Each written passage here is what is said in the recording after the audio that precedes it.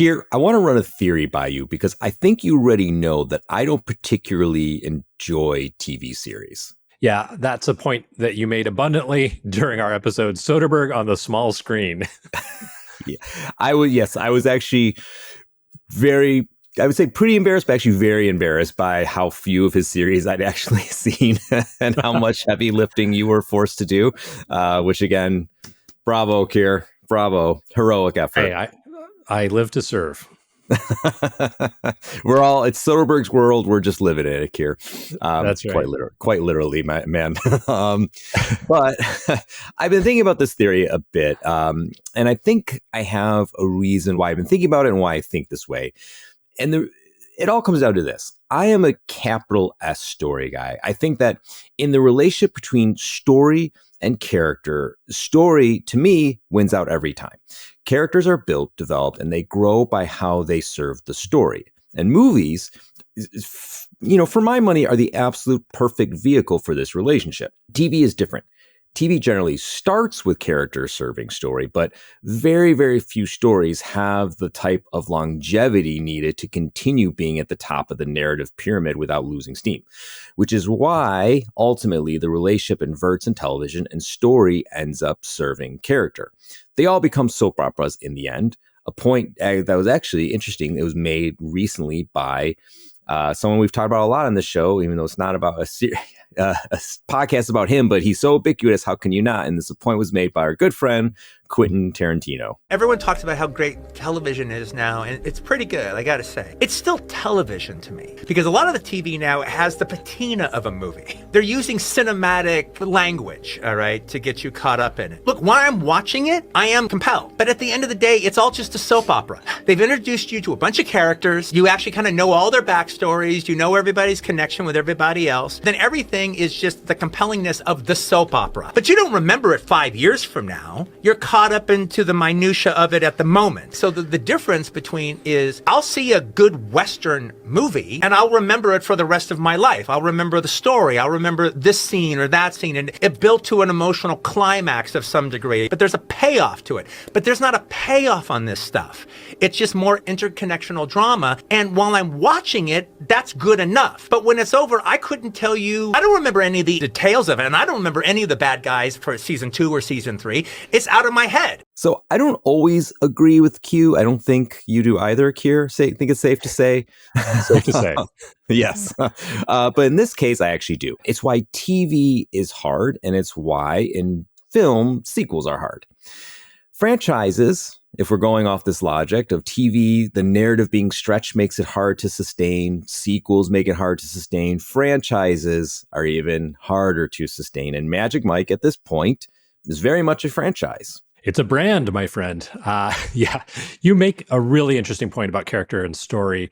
I know many of my fellow novelists begin with a character to find a story, but I guess I think more like a screenwriter in that I usually find a premise, develop story beats, and only then think about the best characters to tell that story, which I think is the kind of symbiosis you're talking about. I watch and enjoy a lot more TV than you do. I think you've done a great job of articulating why so many series peter out. And that is definitely applicable to movie franchises too. The problems with serving a character instead of a story are painfully evident in Soderbergh's 2023 effort, Magic Mike's Last Dance. Here we go. I'm Keir Graff, joined by our very own Magic Michael Moreci, and we're glad you're joining us on the Filmographers podcast, the show where we study a director's entire career, one film at a time. In our first season, we're tackling Steven Soderbergh, and we've come to what is, at the time of this recording, Soderbergh's penultimate release. Mike, dry your eyes. I am not crying, Keir. I'm dancing in the rain. Very appropriate for this film. Very appropriate. Very appropriate. A lot of dancing in the rain. A lot of stuff happening in the rain, weirdly. But joking aside, we have loved our journey through Soderbergh's career, and we'll take time to properly wrap up the experience soon enough. But for now, if you've taken this journey with us, we want to say thank you and also remind you to please join our small community, our small growing community on Patreon, which is the single best place to find all that we have to offer. You can join for free, totally free. It's all good. Join us. Just be there with us, or you can support us financially, which would be fun too.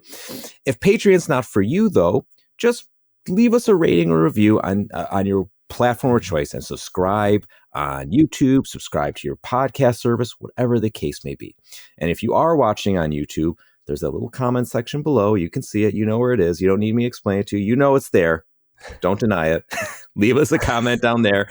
Start the conversation. Give us that little thumbs up. It all helps so much, and we really appreciate it. It's really, really awesome of anyone to take that time. And while we are reaching the end of Soderbergh's filmography, we are not going anywhere. We'll still be watching new movies. We'll be talking about the Oscars very soon. And we've got plenty of other fun stuff to come. Not to mention season 2 of the Filmographers podcast. Mike, you mentioned YouTube comments a moment ago. Do you mind if I read one now? Yeah, please. That'd be great.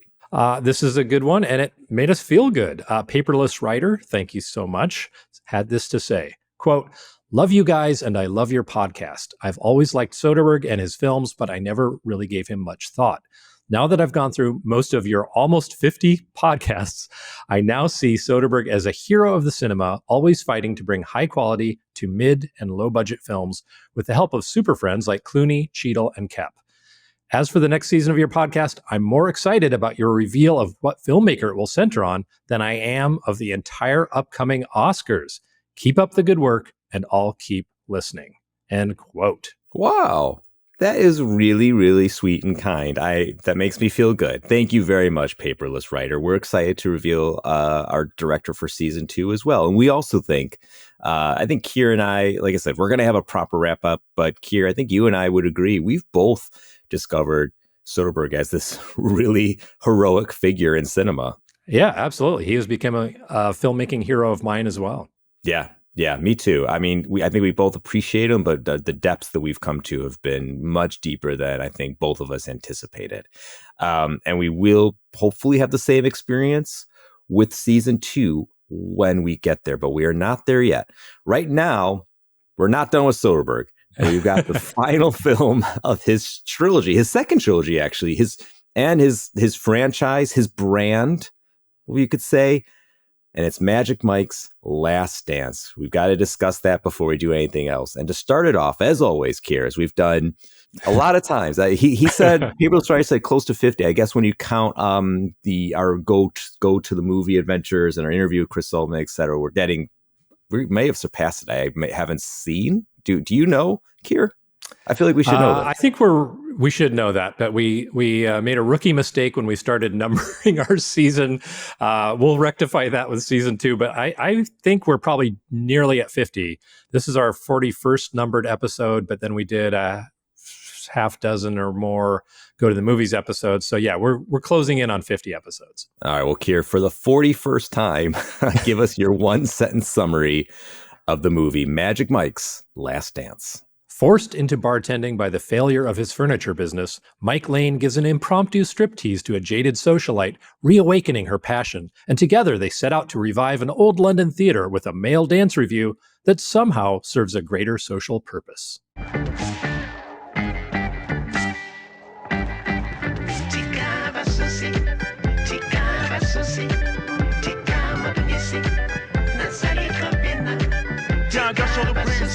Des fêtes surprises dans l'intrigue de la nuit, ouais c'est toi que je vis, spoiler, espèce, on voit l'apparition aux petites heures, pour les repris de justesse, épuisés d'excès pour les noceurs, nuisance sonore, depuis quand on parle sur un dance floor, spoiler.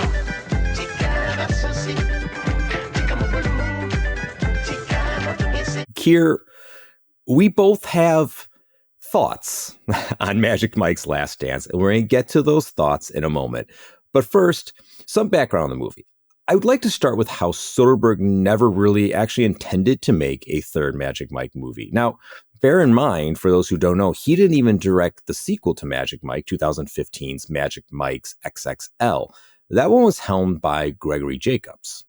Although, indulge me while I put my tinfoil hat on for a moment And I wish for the people watching on video, I'm sorry, I'm not wearing my literal tinfoil hat. This is my metaphorical tinfoil hat. So we're going to think about this. Magic Mike XXL was made during Soderbergh's retirement. He wasn't directing movies, just 21-hour episodes of a TV series called The Nick. Hardly working at all. Keir, nothing says retirement like multiplying your workload by a factor of 10. Hey, man, that's late-stage capitalism. There is no retirement, and there are definitely no breaks for a soul as restless as Soderbergh's. So, by the way, for more on The Nick, listen to our interview with actor Chris Sullivan, who played a major role in the show, and check out our episode called Soderbergh on the Small Screen, which we already referenced. We spend a fair amount of that episode talking about The Nick, an excellent, excellent show. Now, not only did Soderbergh direct every single episode of The Nick, but he was also the director of photography for Magic Mike XXL during this time. And on Magic Mike XXL, he operated the camera and he edited it. He even produced the movie. Now, I don't want to take anything away from Gregory Jacobs, but it kind of sort of feels like Soderbergh might actually have directed this movie. And if you want to go even deeper down the conspiracy theory rabbit hole, it does go deeper. Get this. Jacobs and Soderbergh have a long-time relationship dating all the way back to Soderbergh's third film, King on the Hill.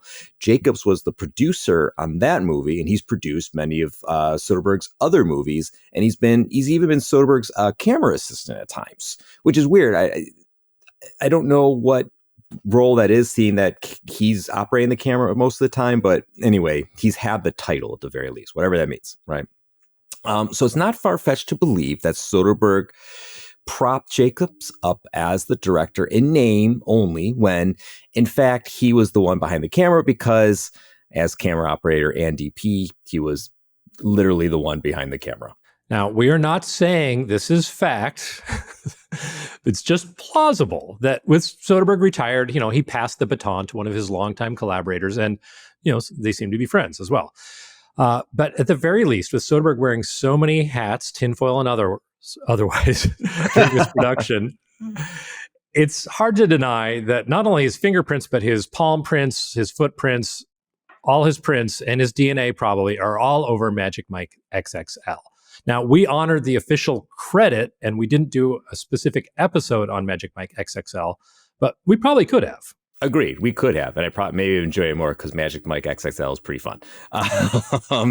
Now, not to spoil anything out of any of our true thoughts about Magic Mike's Last Dance, but anyway, it's not the only time now. If we're getting into this debate of who directed Magic Mike XXL, which I do think is probably Jacobs, it seems that would be a little bit of a weird, underhanded thing for Soderbergh to do. We're saying he may want to mask his retirement, like he wasn't directing movies, he was retired, but he was also doing the Knicks. So everybody knew he wasn't retired. Anyway, but what's kind of interesting though is this isn't the first time, or wouldn't be the first time in film history, that the authorship of a movie has been in question. The most famous example is probably the debate that still rages to this day as to whether Steven Spielberg or Tobe Hooper directed Poltergeist, even though Spielberg has denied for years his involvement behind the camera. I don't know about you, Keir. I look at that movie, I watch it. You could see a little Spielberg influence, but it feels to me like a Tobe Hooper movie. Yeah, I'm generally inclined to believe it's Hooper. Yeah, agreed.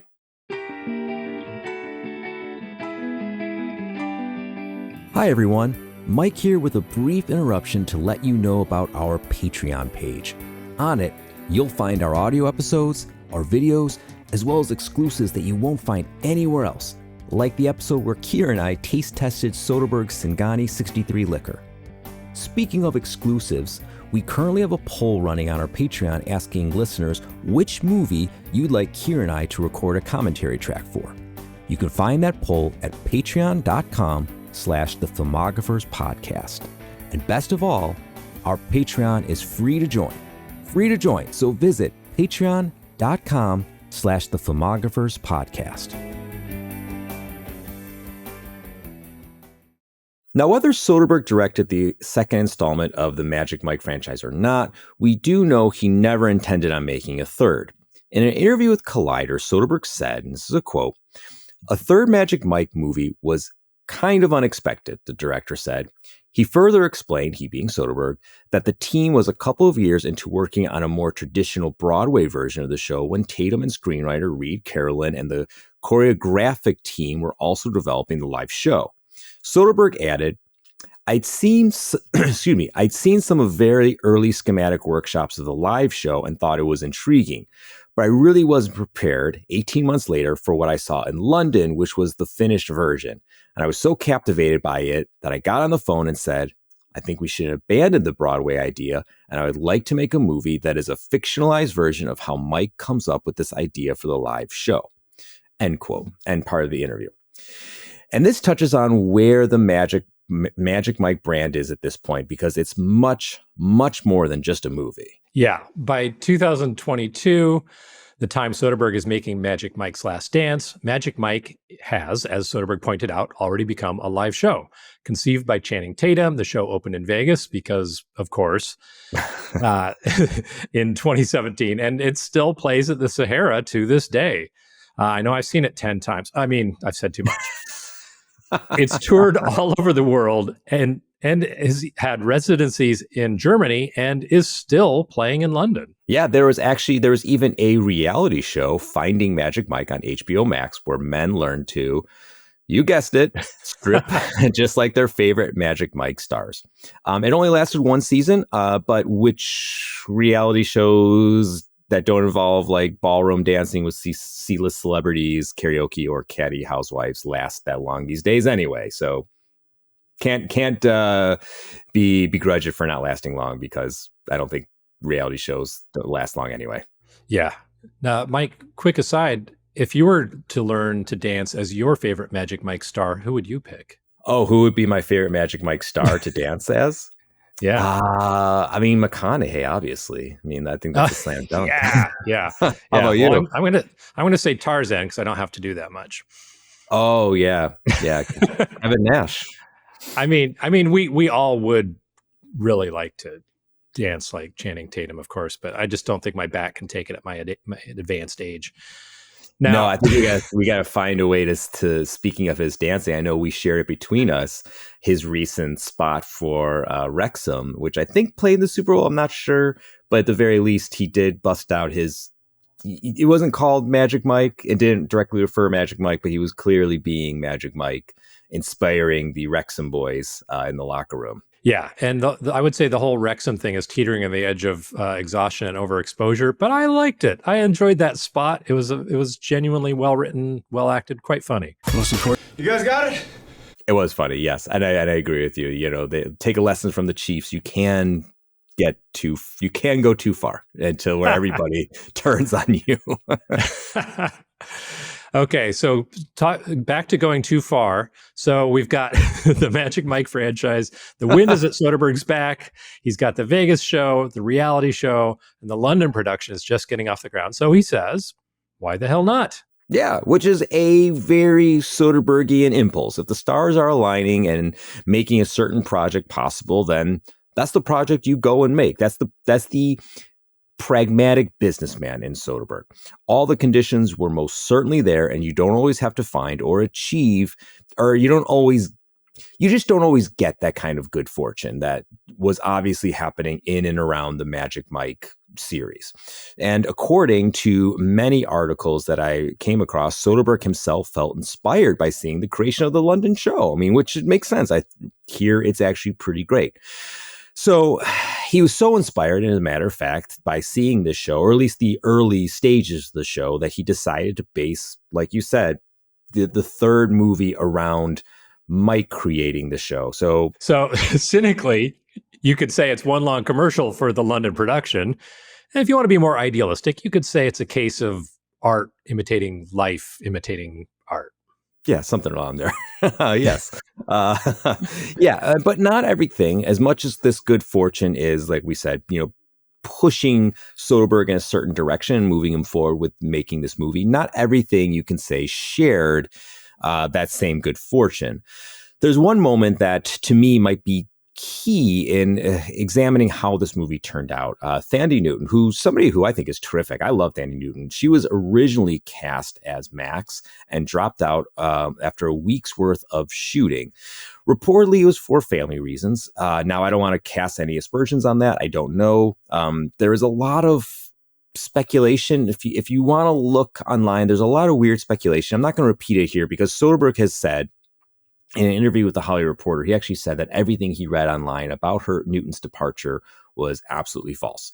So I want to take that as face value. I don't know why exactly she left, but what was officially released, speculation aside, was it was for family reasons. So let's say that it was. Newton's departure opened the door for Salma Hayek to step in, and I'm not sure that was a good thing. Now, I don't want to spoil our thoughts on the movie itself just yet, talking about the movie on the whole, but I will say that I found Hayek's performance and the characterization of Max to be lacking. Yeah, boy, do I agree on that. There are a lot of problems with this movie and her performance. I mean, people, yeah, we talked about not spoiling. I think people are getting it from our tone, what we think about this movie. But among the problems, the lack of chemistry between Tatum and Hayek and her performance are two of the very big problems. She can be fine as an actor in other movies. She is absolutely wrong for the part here. I think she's very flat and stagey. She doesn't bring a vibrancy or aliveness that could have helped. Although I'm honestly not totally sure who could have rocked this role as written. Well, there is an interesting wrinkle to that we'll talk about the writing and production of the movie and how some things changed along the way. We'll get to that in a moment because there is something going on there. But getting back specifically to Hayek, who I think we both agree, she is a talented actor. She's very good in so many things. So we're not saying we don't enjoy her as an artist. We're just saying we just didn't really love her in this. Now, getting to this specifically, her role as Max, to me, at the heart of Hayek's performance is a character. Max throughout is just at best an enigma, at worst a character just riddled with inconsistencies.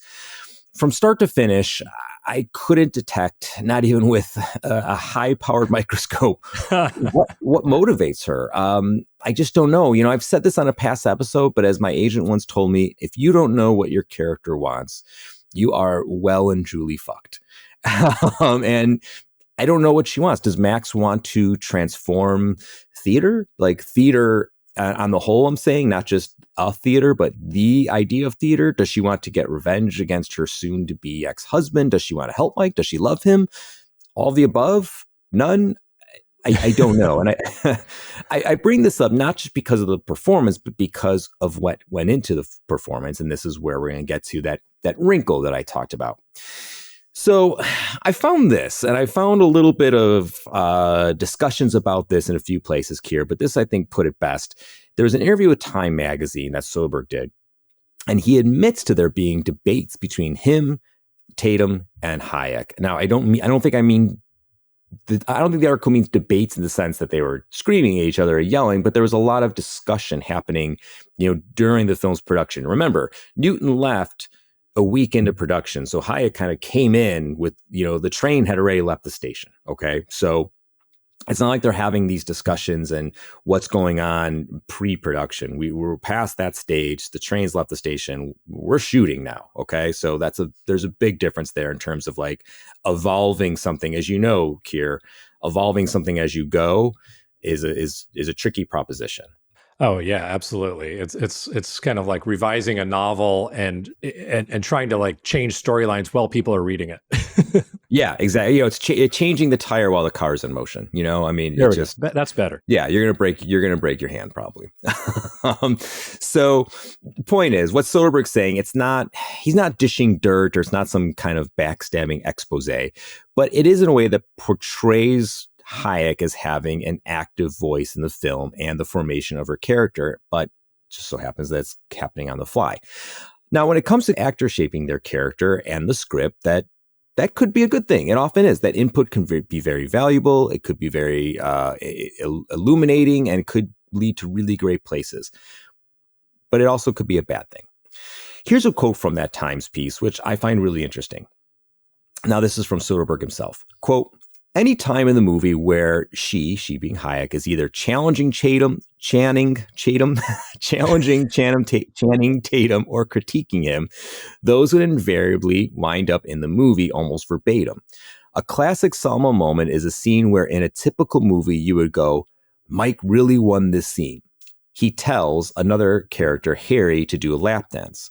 Harry does the lap dance, and then Channing does it with all the same moves, but it's a completely different dance because it's Channing. And he knows how to do this, so it feels like a mic drop. And then Salma interrupts and just annihilates the whole thing. She goes, we have this giant space, this amazing theater, and you're stuck dancing in this one chair. And she's right. And he has to swallow that. We would have thought we solved the scene, and she would have just completely go and rip it apart. And I'd go, somebody write that down, end quote. So that's the kind of opposite of yes and, right? Right. Yeah, I don't know what you call that. I think they invented a new term there. It's not yes and. It's no but. Yeah, no, that's a great way. That's a great way of putting it, Keir. Yeah, I mean, and look, while this is certainly empowering and could lead to interesting places, it also leads, in my opinion, to a lot of indecisiveness, or better yet, and which is evidenced in Magic Mike's Last Dance, in my opinion, incongruity. Look, I say this apprehensively, but I will say it. Cultural politics are fine and all, but when you find yourselves making points for the sake of the point and not for the story, you can find yourself quickly lost at sea.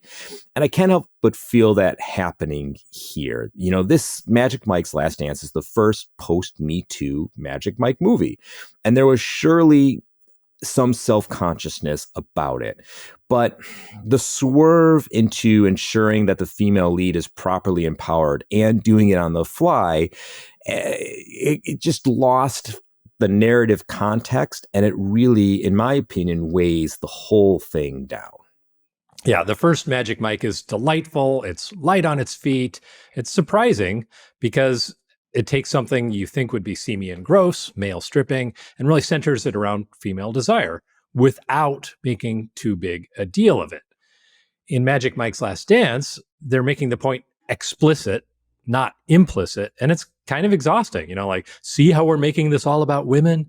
And it's like I said, it's exhausting, and it comes at the expense of our immersion in the story and our acceptance of the story's reality. Keir, you said it more eloquently than I could, so thank you for that. And that's the point that I really wanted to get to, is that it doesn't, the first two Magic Mikes are very, very centered on the dude experience. There's no denying that. But it did have an implicit ideas about female desire and the permission of it, that like they can go to strip clubs and they can have fun, and you can see in both movies that like everyone's having a good time, and there's no value of it being bad or whatever attached to it, anchored to it. Where here they're really trying to be like, let us explain, how it's like explaining a joke, right? Like, let me explain this joke to you. It's like, well, if you explain it, it's no longer funny. The joke is in the execution of it. And if you have to start talking about it, it's lost its magic. It's lost all of what makes it work. Very similar here. Like, to have to sit there, Magic Mike's Last Dance spends so much time explaining, but this is what it is, and this is what we're doing. And you're like, it's, again, as you said, exhausting and takes away the magic of Magic Mike. Yeah. Now, before we go too deep into more thoughts about Magic Mike's Last Dance, I want to pivot us back into the backstory, because that's what we do here. And another interesting tidbit is that Magic Mike's Last Dance was originally supposed to be released on HBO Max exclusively, which would follow it in the footsteps of Soderbergh's two previous films, No Sudden Move and Kimmy. But that's not what ended up happening. Somewhere along the line that changed. I couldn't find too much specific, but according to an article in Variety, strong viewer response to test screens, which I find weird. Like, I don't know where it would test screen for streaming I found that a little bit of a shaky reasoning.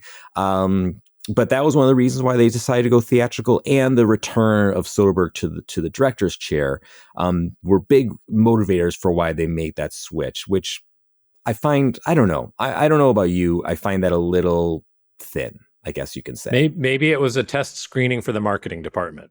Yeah, I mean, I guess it could have been. It could have been. I don't know what movie they watched. They showed him the first movie. Like, this is great. Remember this? It was great. Well, whatever the reasoning is for making the transition from a purely HBO Max streaming release to releasing it a full theatrical release, Magic Mike's Last Dance ended up being released in theaters on February 10th, 2023, and then on VOD just 18 days later on February 28th. We started this little movie, and I didn't intend to any of this. Like we're sitting in a tent in Miami that's filled with strippers every night, and I just didn't know that we were going to end up here. We just wanted to make some small little movie with a director that I was, a fan of and obsessed with. All right, Keir, we have reached the time where we're going to talk and share our thoughts on the movie. So, simple question. Did you like Magic Mike's Last Dance? No, I did not. Alert listeners have probably read between the lines already in this episode to figure out. But no, I really disliked it. And unlike a couple of Soderbergh movies where I kind of don't like them or whatever, I really disliked it. This is my least favorite Soderbergh movie, bar none. I would far rather rewatch The Underneath than Magic Mike's Last Dance. And there are a lot of reasons, some of which we've already covered. I think Hayek's performance was poor. And honestly, too, like something we didn't mention yet is like her character is kind of a dick to a lot of people, like including her own daughter, including the director and cast of a play that's in progress when she brings Mike to London and like makes this big deal of saying, well, you're in charge now, remake this play. And you just, it was the opposite of a save the cat moment. I just kind of felt like, wow, she's firing some blameless guy, like this director, to his face and like in a really jerkish way. Like, okay, if that's female empowerment, I guess women can be jerks just as much as men can be jerks. So she really drives this movie, and she's not super likable or sympathetic. And then of course the actor's acting is kind of wooden. But I don't want to make her the villain here. I think Channing Tatum isn't all that great in it either. Again, I think part of it is his character. He ends up being kind of a passenger. He's along for the ride, which is not a great way to treat a character who's been the lead in 2 previous films in this franchise. I think one of the better actors in this was the young teenager, I guess, who plays Hayek's daughter. I thought she was actually a lot more natural and realistic and believable in her scenes with Hayek than any of the other characters. I thought the English butler wasn't as funny as they thought he was.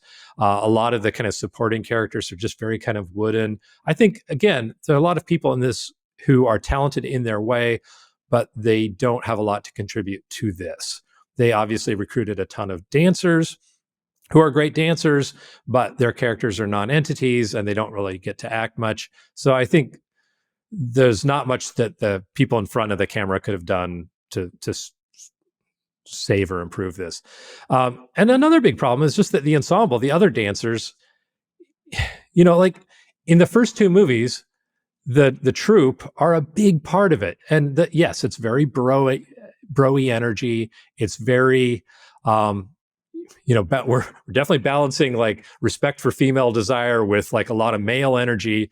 But those guys and the ensemble are kind of fun and they add something to it. And they also kind of situate Mike in a milieu where other men can take him down a notch, right?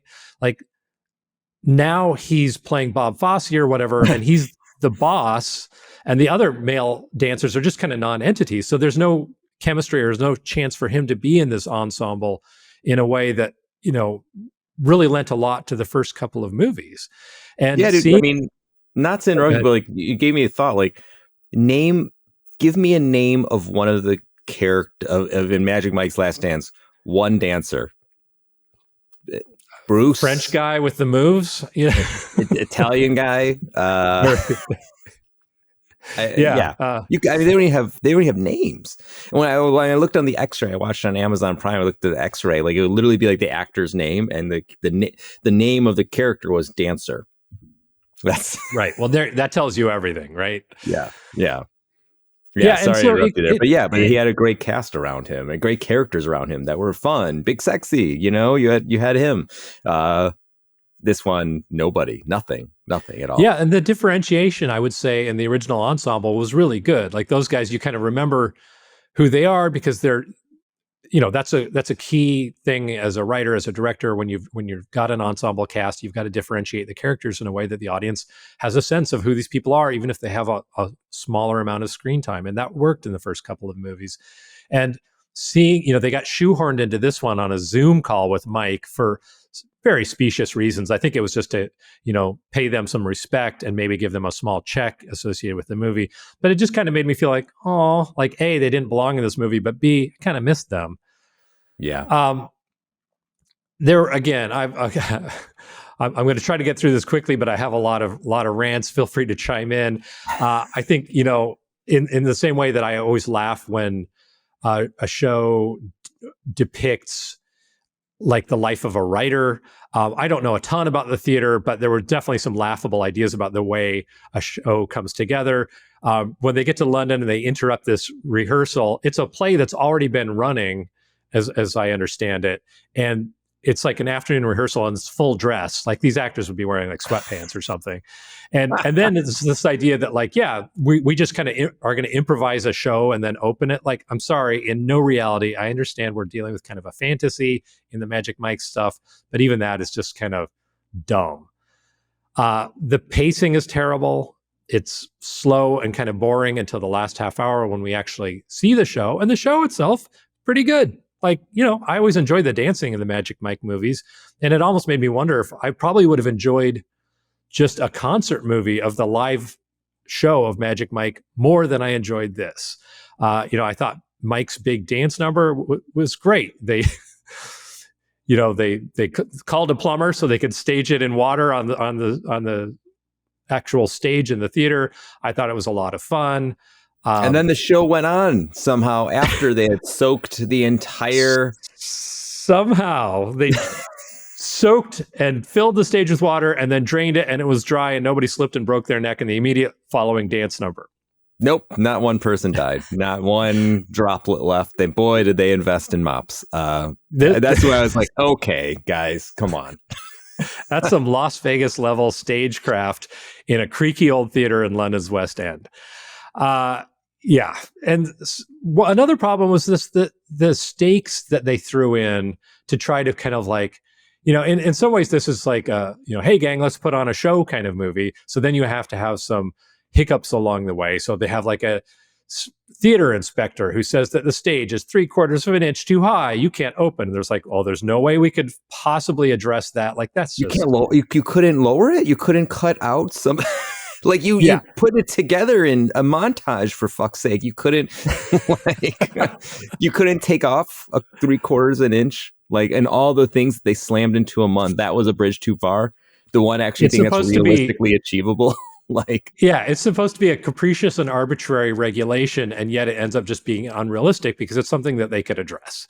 And all of these characters who pop up to throw monkey wrenches into the works are just kind of cartoonish and laughable, and then they disappear because the problem is so easily solved. Right. Right. I mean, the bus sequence was cool. Like that bus dance sequence was actually really cool, and I thought it was fun. But their whole thing, they're like, we got to figure out what she wants. I have no idea how they got to that conclusion. Like, what she wants is us to dance on a bus in front of her, and that's going to really get her to approve. Because according to this movie, what every woman wants is for a sexy guy to dance for her, and then she'll be able to loosen up. I mean, it gets a little bit sexist almost, right? Like, that's all she wanted, and now she's going to get with the program. And, it's like take off her librarian glasses, shake her hair out of the bun, and now she's helping us out. Isn't that true, though? Wait. Canceled, Mike. Canceled. I agree. I thought the bus dance was terrific, but the reasoning for it was so specious. And then it was so ridiculously short. It was like 45 seconds of dancing, and now she's on board and she's helpful. Like, just give me a great dance sequence. That's what this movie is really about. Give me a incredible 3-minute dance sequence on this bus going through London where you're using all of the bus and other passengers. Make it a mind-blowing showstopper, and that's your trailer for the movie. And instead, they kind of quit before they even got started. Yeah, it's like when we saw Gladiator 2, when it was like all the hype about the filling the Coliseum with water, and then it lasted like 90 seconds. You know, you're like, well, why? This is your best idea. I don't know why you didn't maximize that. Like, same thing with the bus. I had the same thought. Like, I wish it were longer. I wish they would have. Yeah, that could have been your trailer. Like, this whole choreographed thing. What they showed us was great. I mean, extend it. Like, that was really awesome. Missed opportunity. Great callback to another stage inexplicably filled with water and then quickly drained. A lot of realism going on in these movies. Now, I talked about the pacing. Like, I think I keep wanting to say my biggest problem with the movie, but I was really struggling to articulate one of my bigger problems with it, which is just kind of the overall vibe. I struggle to explain how the movie makes me feel. And in a way, it just feels like a pretentious film from the 1960s or 70s, where it's assumed you'll be interested because of this big idea they have and how utterly fascinating the characters are. And, you know, they're just kind of like, it doesn't do enough work to interest us, but it's kind of taking for granted that we're going to be interested. And the characters are not interesting. And the big idea, man, I mean, this idea that there's this big, important message, which is that women need to get in touch with their sexuality by having men dance for them, you know? And their big target of the movie, like, we're going to take the wind out of the sails of this big pretentious play, which is like a Victorian era costume drama. Like, oh my God, it's like, you know, Merchant Ivory films are old fashioned, or like, you know, novels from 1900 or plays from 1900 are a little bit stuffy, and they're you know, it's just like I think I can't remember the line of dialogue exactly, but it's sort of like the actress in the play within the film and also Hayek are kind of saying like, well, why does this woman only have these choices to marry for love or money? Why can't she have what she really wants? And I'm like, talk about a straw man. You're going to take like a play that seems like it was written 120 years ago and say, yeah, we're going to show them. So I'm almost done. You identified the biggest problem. Keep going. The biggest problem, you said earlier in this episode, it comes down to character motivation. We don't know what Max wants, and we don't completely know what Mike wants either, because it's not like he has ever dreamed of choreographing a West End show. He always really wanted to make shitty furniture. And so in a weird way, this movie becomes like a version of My Fair Lady, with Max playing the role of Henry Higgins and Mike as Eliza Doolittle or something like that. You know, in the earlier movies, Mike always had self-belief, and now it's been shattered. And she's trying to rebuild it by telling him he should want something that he's never even thought about, and dragging him on this journey that he doesn't know what he's signed up for. And so his character is just weirdly passive, and his name is in the title of the movie. So I'm sorry, it doesn't work. End of rant. Mike, what about you? I loved it.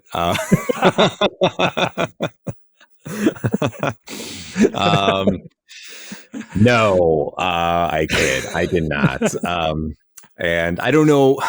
I really don't know how to go deeper or better than you already have. So I'm gonna my response is gonna be a lot briefer, because you've covered it all, and you've covered it all so well. But I will start there. You know, start with what you said about Mike. I think that's the core problem here. Like in previous installments, it goes back to what my agent said, you know, about you gotta want something. The characters gotta want something. And in previous installments, look, the first Magic Mike was I love, and I think XL is fun too. But we're gonna stick to the first one, and I love it. It's so clear and neat. Like, he's a guy who ends up partnering with this basically younger version of himself, and he sees himself reflected in this kid and is like, oh my God, I'm still him. I need to want to do better. I need to grow and mature. I need to want more than this. And I got to get what I am doing off the ground, which is making shitty furniture for whatever reason. Which, fine, whatever. Yeah, just wants he's something. got a dream. He's got a dream, wants something. So he had an arc, you know. In this movie, he is entirely flat, passive. The entire section of the story is based on him. And I know you said this, but it just bears repeating, like being plucked by a rich woman for reasons unknown, you know, because he did a dance for her. And originally she tries to pay him just to be a prostitute. Does this dance for her. They end up having sex anyway. But he has no idea why she's picked him, what they're doing, who she is. And throughout the film, characters nonetheless are weirdly moved by Mike and motivated by him because he's him, but they have no idea who he is. It's not like he is a legend. It's not like you got Mike, whatever, I forget his name, his last name. Lane. But it's not like, what's that? Lane. Mike Lane. You got Mike Lane, Michael Jeffrey Lane. And please, I'm just Mike. But like, it's not like he is a legend that she was managed to find out of obscurity, wherever the case may be. Like, they're just like all these world-class dancers and performers are just, you know, galvanized by him. And I don't know why. Nobody knows who he is. And I hate to say it, but this is a product of trying to make Magic Mike something it's not. Like, that's not what this movies have ever been about. And I don't know. It creates a huge, huge void at the center of the movie that Max's character, again, this is not we're not making Salma Hayek the villain, not making anyone the villain. Like, look, sometimes movies just don't work out. But she doesn't fill that void. Like, there's just she doesn't even come close. You know, and all the while, oh, sorry, go ahead. I was just going to say, so, you know, there's a classic storytelling trope in which the hero accepts the call to adventure. And it's something you and I know well through novels and screenwriting and all that. And it's a little bit of a cliche, but there's a reason, like it's Luke Skywalker, you know, leaving Tatooine. It's the person buying in, whether reluctantly or excitedly and enthusiastically, they know what they're up for and they choose to do it. And Mike is totally lost, and one could assume that he's very desperate. Like, maybe he wants, even if they just want to recycle the furniture thing and say, well, she's going to give him the money to get his furniture business back up and running, so he'll go along with this other thing. Like, fine. Instead, he just kind of aimlessly accepts this invitation to London, and he seems very ambivalent about it. And you can't start with ambivalence. I would like to see the version of this movie, Keir, which I think would be absolutely hilarious, where she's like, I'm going to give you the money to make this furniture for this show I'm putting on. And he's like, reluctantly goes, like, I'm going to follow my dream. And then he finds out, oh no, it's an all male strip show. And he's torn between furniture and stripping. And what do I do? And he's making, and he's busy in the workshop making furniture, but his favorite song comes on, Pony comes on, and he's by himself. He thinks he's by himself, dancing sensuously. Somebody sees him through a darkened doorway. We have to put him in the show. And he says, no, I don't dance anymore. I don't do that. I just make furniture. I'm a furniture maker, damn it. Take me seriously. I would enjoy that movie a lot more, I'll be honest with you. Also, can we go back to your point about the dancing? Because holy shit, look, I'm not a choreographer. I'm not a choreographist, but I'll tell you this. The idea that we're going to find a dozen guys from around the world, all with completely different dance styles, and put them together in 30 days time. And they're going to be, you know, in sync, in rhythm, creating this very, you know, by the end of the show, very complex performance is, again, I'm not an expert, but wow, is that a wild idea? That's an excellent point, because like they're finding like street dancers, like self-taught guys who dance on street corners and have their own distinctive things. And yeah, by the end, they're like the Rockettes. They're like dancing in perfect unison. And no ego whatsoever. No, yeah. None. All those humble artists. God. Yeah, it's, I know, look, we're nitpicking stuff, but that is very, very silly. Very silly. And all the while, I'll add this. I don't know if you touched on this, but the movie commits to me the cardinal sin of spending most of the time, a laborious amount of time, with characters telling you who they are and what they want and what the story is about, rather than showing it to the audience.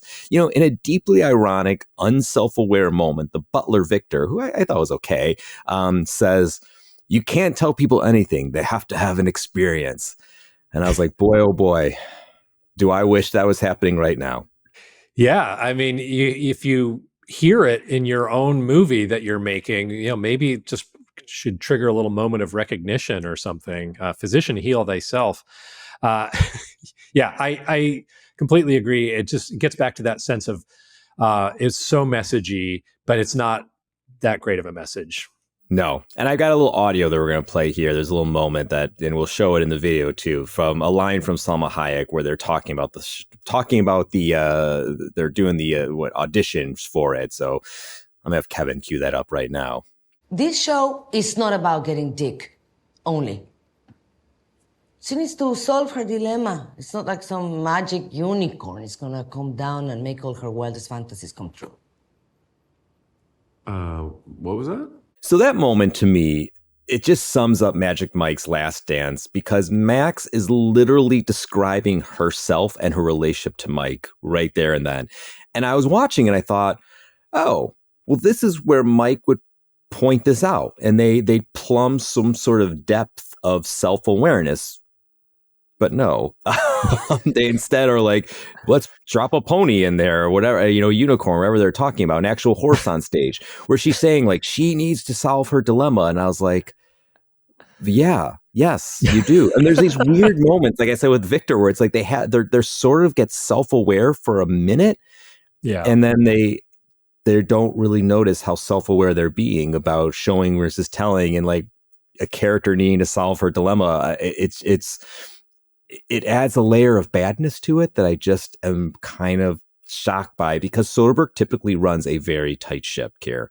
And I hate to pin this all on a certain person, but I feel like I worry that losing Newton, who is great, and having somebody else step into that role and try to reinvent the wheel as the wheel is already going, really, it probably hurt.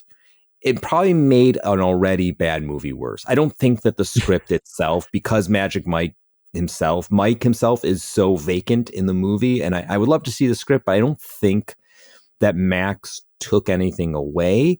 But I think that she, the choices that they made on set kind of lowered what was already a pretty low film to begin with. At least that's my perception of it. Yeah, no, I agree. So yeah, in the end, it just, absolutely fell flat. I felt like it was kind of demeaning to men, women, artists, and making art all at once. Film goers. Yeah. And also, I mean, one good point, one very small, superficial point that's good, one that's bad. Hayek's hats, dude. Like, in a movie that's like, you're just going to use natural lighting. Like, she spends so much of the movie, like, just her face in shadow, like, which is such a surprising to me. She's just such a beautiful face, and her face is her instrument, and she's the star of the film. And she was couldn't see her through a good portion of it because she's wearing these hats, and because the lighting is what Soderbergh does, natural lighting, and that's fine. But like, you couldn't see her through like 30 to 35% of this movie, which is a wild choice for me. Strange choice. And we talked in our episode about Kimmy and like how what a wonderful change it was to have Soderbergh just light it up and just feel like this film was bright and like everything was super visible. And I'd like to see him do that a little more often. I appreciate that the way in which he makes his films is very important to him. And I would say that generally speaking, the low lighting or the natural lighting works for most of his projects. But there are times when I think, I think this is a movie for sure that would have benefited from just being a little more traditionally lit. Certainly with the hats. I agree. All right, I have a question for you, but I will say the good superficial point was, hey, Singani made an appearance, so that's good. always, it's the it's the little Orson Welles cameo. I always love seeing a little Singani cameo. Yeah, the movie almost made me pull from my bottle, let me tell you. So now, Keir, I do have a question for you. It's going to lead us out of this, unless you have something else to say. I think we covered it, though. I think we covered it. Sorry if I stole a little bit of the review thunder there. I just couldn't stop myself. No, I was glad that you said it. You said it very well. And hey, we agreed again. Sorry, guys, but this is not a movie I don't think we can disagree on. So let me get to my question here. So the first two Magic Mikes, while very satisfying for the ladies, were definitely male-centric. They were firmly rooted in a male point of view. And like we've already touched on, Magic Mike's Last Dance tries not to be that. It's still trying to be fun for the ladies, but it's trying to transition it from the male point of view to having more of a female point of view. And in that, it's kind of painfully trying to be some kind of statement on feminism and women liberation, but it is written by a man, Reed Carolyn, who also, he wrote the previous two Magic Mike installments.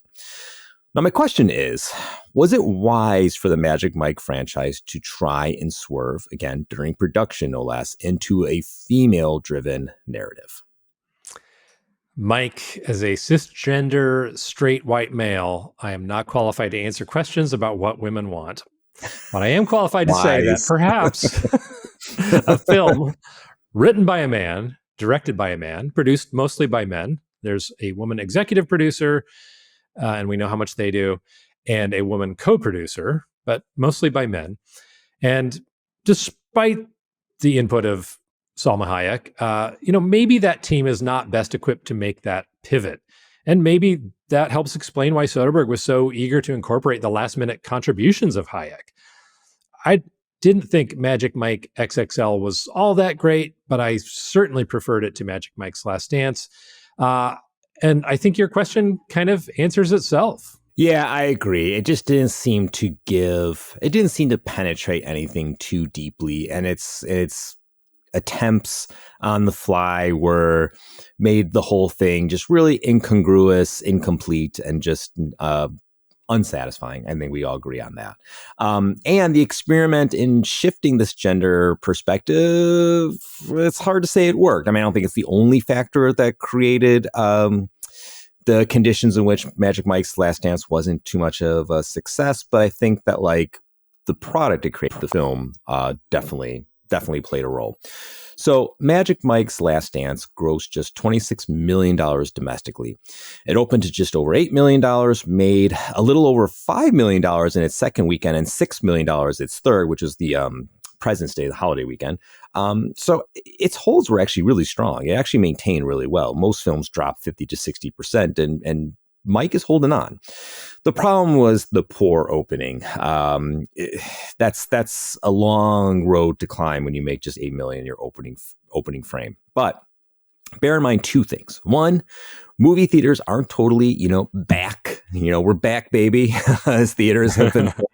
They're not back yet. Close, but not entirely. There are some breakout hits around this time. Megan did really well, as did the Puss in Boots sequel, and the second Avatar movie did okay. But there were a lot of surprising bombs, like The Fabelmans, Infinity Pool, and no amount of War's prestige could drive people to see Tar. Plus, it's a great movie, but no one was going for that at that time. Plus, as I said early, it was also released digitally just 18 days after its theatrical opening, which is a very small window. That could have very well played a role in, deterring people from making a trip to the local Cineplex. Yeah, agree completely on that. Those are all likely contributing factors. Because as we've noted, the Magic Mike franchise is very much alive and well at this point. You certainly would have expected it to do better. With the stage show, and the box office of the previous one, Magic Mike XXL, 8 years earlier, managed to gross $122 million worldwide against a $15 million budget. So that qualifies it as a huge hit. It does. And get this, I find this really interesting. Magic Mike XL cost, as you said, $15 million, and the OG Magic Mike cost just $7 million. This is so strange, but Magic Mike's Last Dance cost a whopping $45 million. So what is that? Triple XL. Now, let's remember that even when accounting for the cost of COVID safety protocols, it just doesn't compute. Like, I don't get it, especially when you consider that the movie was originally intended for streaming. Why would they triple the most recent budget knowing that its potential earnings were going to have such a low ceiling? Yeah, that's just baffling. I mean, I guess all this adds up to say that, in the end, Magic Mike's Last Dance is a commercial failure, or can be considered one. As you said, it made $26 million domestically, $31 million internationally, for a total of $57 million. And with that $45 million budget, that's a big loss for reasons we have explained on previous episodes. So I guess you could say the movie lost its shirt. Oh, wow. Well, despite all our feelings, at least it gave us a stripper pun. So we got that. Continuing to look on the bright side, I suppose you can chalk the movie up to being an expensive commercial for the London show, which still runs to this day. Maybe that makes it a success, and I really mean that. But on its own, Magic Mike's Last Dance is a disappointing end to the Magic Mike saga. Now, Keir, maybe does a strong critical response salvage this closing chapter? No, it does not. I certainly don't want to kick a movie while it's down, but critics and audiences did not feel like Magic Mike's Last Dance gave them the happy ending they were looking for. You are on fire today, Keir. Hey. So yeah, most reviews were unkind. Many of them citing, they were also feeling very punny. Many of them cited how Mike had lost his magic. Which is very original, which also makes me feel bad because in earlier this episode said that Mike had lost his magic. So hey, we're all drinking from the same well of puns. So, ultimately, most critics saw what we saw, which is a muddled movie that didn't know what exactly it wanted to say and failed to crystallize its simple point that it thought it was making. It was short on character, short on titillation, short on fun. A few critics liked it. It received positive marks from NPR, the AV Club, and the Chicago Reader, surprisingly. But even those voices were pretty lukewarm. Yeah, everything that I saw, nobody was too ecstatic about the movie. And I don't know. Maybe in the end, it was just the movie could have just been overthought. Maybe what people really want, by evidenced by the success of the stage shows, is just to see goofy dudes take off their clothes. And there's nothing wrong with that. Not that there's anything wrong with that.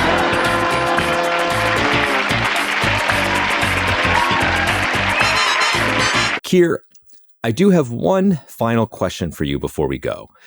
Is there a meta layer to Magic Mike's Last Dance? I mean, I couldn't help but notice that the movie is about a director, Tatum, a director who doesn't know how to end his story, working for a producer named Max.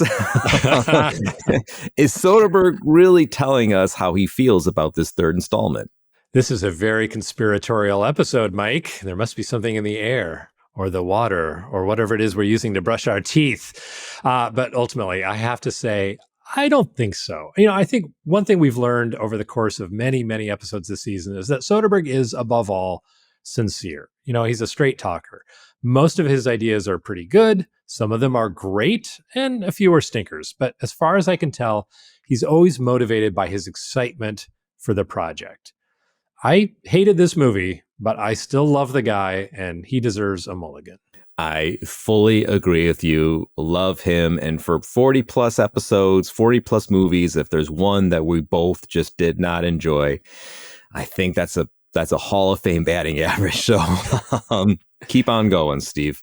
Now, before we wrap up, I want to thank you, the listener, again, for the support of the Filmographers podcast. Whether you gave us a rating, a thoughtful review, we appreciate it. And don't forget to check out our Patreon, where you can find all our episodes, audio and video, as well as content you won't find anywhere else. All of it in just one place. We're at patreon.com/the Filmographers podcast. That's patreon.com/the Filmographers podcast.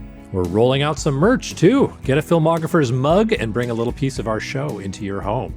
As always, you can find us on Bluesky at The Filmographers, Instagram at The Filmographers, and we're even on TikTok, at least for now. Or you can always count on reaching us by sending us an old-fashioned email at thefilmographerspodcast@gmail.com.